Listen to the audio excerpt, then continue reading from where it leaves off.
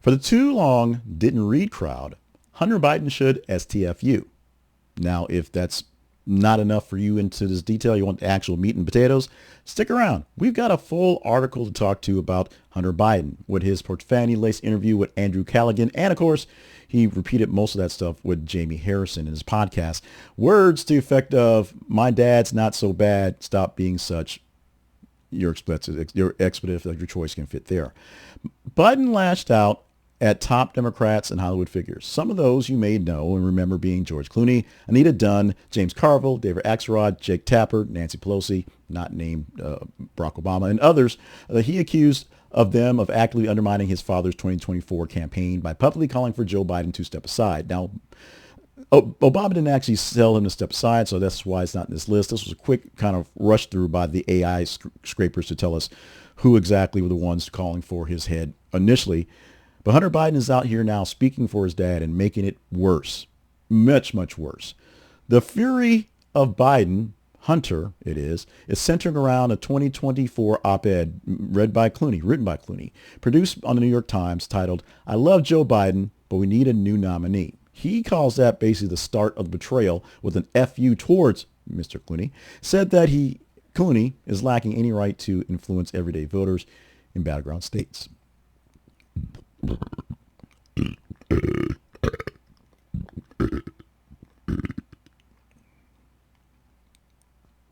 Hunter goes on to defend his father's poor debate performance and said it wasn't mental decline, it was actual fatigue because he is old and Ambien use after extensive travel. He also denies involvement in the 2023 White House cocaine incident, which people said cocaine was found in the White House and they assumed that it was Hunter's, calling it a disinformation and reiterating, that's a word I can't mix up all the time, reiterates the Joe Biden mental acuity and sobriety issues. Poor writing by the robot editor on that one, but basically he said that the cocaine wasn't his. It was all a big fake story, fake news from Hunter Biden, that basically made Joe Biden look bad, which was the point of repeating the story over and over again. Hunter, portrays the debate fallout and rising concerns around Democrats as a concerted move for profit and reputation. You may have heard that before about Hunter Biden.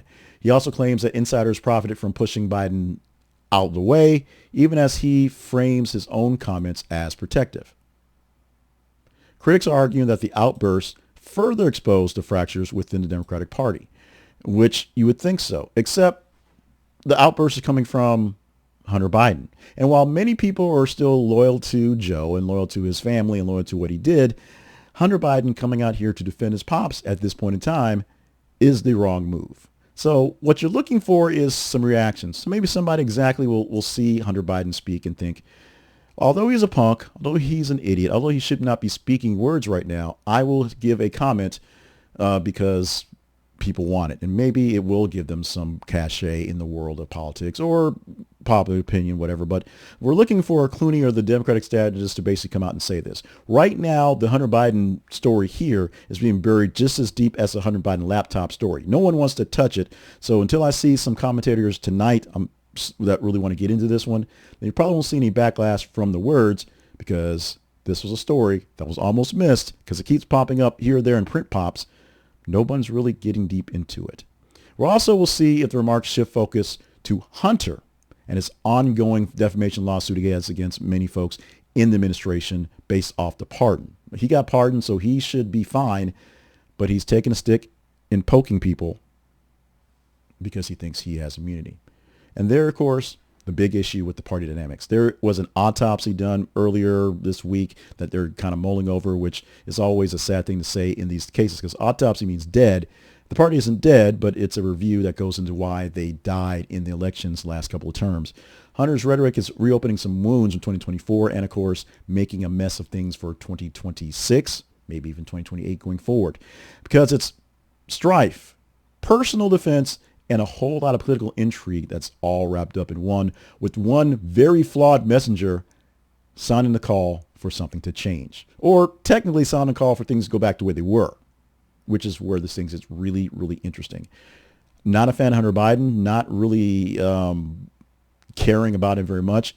Pretty much scumbag as far as I can tell. Hopefully that's not libelous or anything like that. Not a good person from all details that we get from him.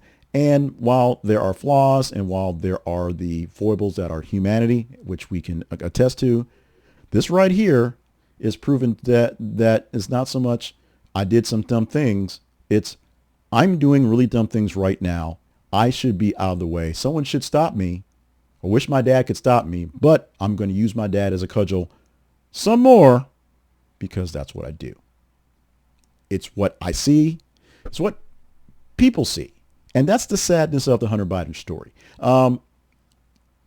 He's just not a great guy.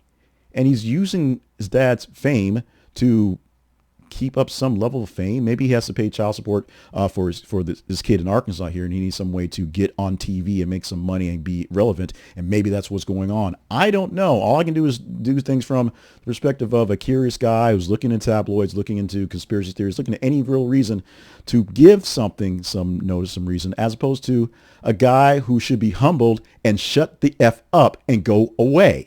And leave his father alone and let his father try to rebuild his legacy and not keep destroying it by being around. End of story.